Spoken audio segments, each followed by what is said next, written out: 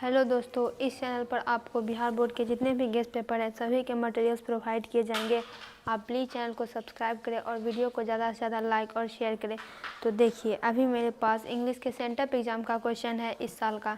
यहाँ पे question number 6 में आप साफ साफ देख सकते हैं कि right the summary of any one of the following poem. Book में कई सारे पोएम दिए गए हैं, उनमें से यहाँ पे 3 पोएम दिए गए हैं और इन सब में से कोई एक पोएम आपको बनाना है। तो आज हम इस चैनल पर आपको जितने भी पोएम्स हैं सभी के समरी प्रोवाइड किए जाएंगे। तो आज हम एन एपिटैफ का पूरा समरी करने वाले हैं। आप इसका स्क्रीनशॉट ले लीजिएगा और इसको कॉपी में फ़ौरन लिख लीजिएगा और याद कीजिएगा, एग्ज़ाम में ये ज़रूर पूछा जाएगा।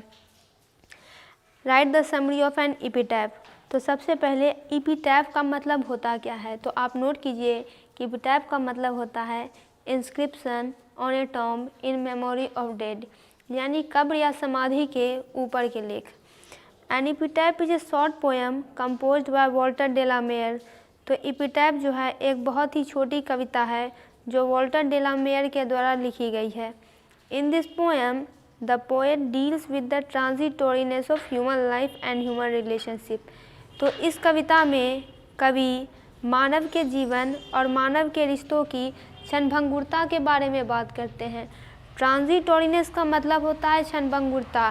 क्षणभंगुरता यानी जो क्षण भर में नष्ट हो जाए, क्षणिक है, अल्पकालिक है, अस्थायी है, उस प्रकार से। Here the poet expresses his bad feelings for a very beautiful lady who has died. इस कविता में कवि एक बहुत ही खूबसूरत महिला के लिए अपनी बुरी भावनाओं को व्यक्त कर रहे हैं और वो जो महिला है वो डाइड हो गई है। आप बुरी भावना यहाँ नहीं कर सकते हैं, आप कह सकते हैं दुखी भावना उस महिला के लिए जो प्रेम कवि के मन में था। अब जो महिला है वो तो मर चुकी है, लेकिन अब उसका मरना कवि को बहुत ही दुखी कर रहा है। She was the most beautiful lady in the west country. यहाँ पे कवि उस महिला की बहुत सारी विशेषताओं को बता रहे हैं कि उस महिला में विशेषता क्या थी।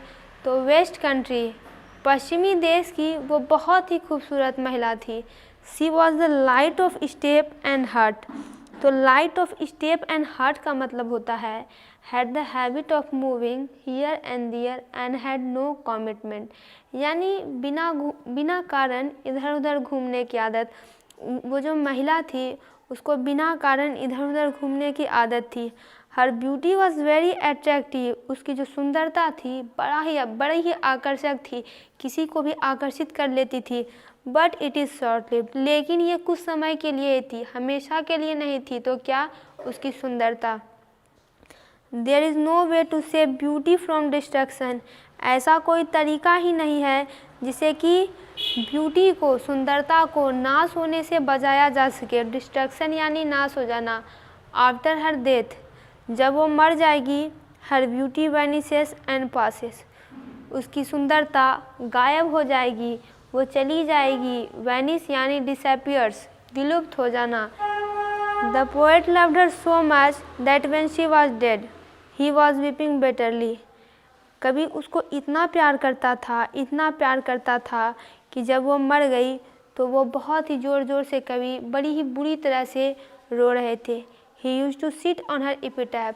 वो वहाँ पे जाते हैं, उसका जो एपिटैफ है वहाँ पे, जहाँ पे उसकी कब्र है, जहाँ पे उसकी समाधि बनाई गई है, वहाँ पे वो जाते हैं, वहाँ पे बैठते हैं, जहाँ पर कि वो हमेशा के लिए सो चुकी है, इस दुनिया से बहुत दूर है।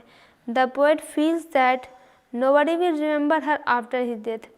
कभी ऐसा महसूस करते हैं कि जब अभी वो महिला मर चुकी है तो कभी उसको जानते थे तो वो आते हैं एपिटैफ पे दुख मनाते हैं, उसको याद करते हैं। लेकिन अब कभी को ये दुख है कि वो भी तो हमेशा के लिए नहीं रहेंगे।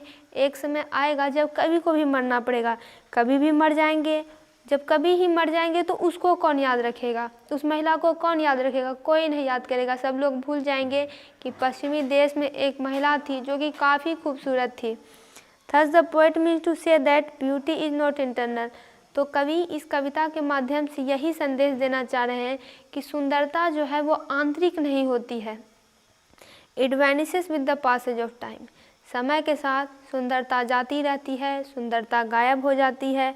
अभी कोई व्यक्ति है, कोई लड़की है जो कि जवान है तो काफ़ी सुंदर है, लेकिन एक समय आएगा जब 4-5 साल, 10 साल, 15 साल बीत जाएगा, वो 40 साल की, 50 साल की, 60 साल की हो जाएगी, तब वो सुंदर नहीं रहेगी, तब वो बूढ़ी हो जाएगी, उसके चेहरे पर झुर्री आ जाएगी।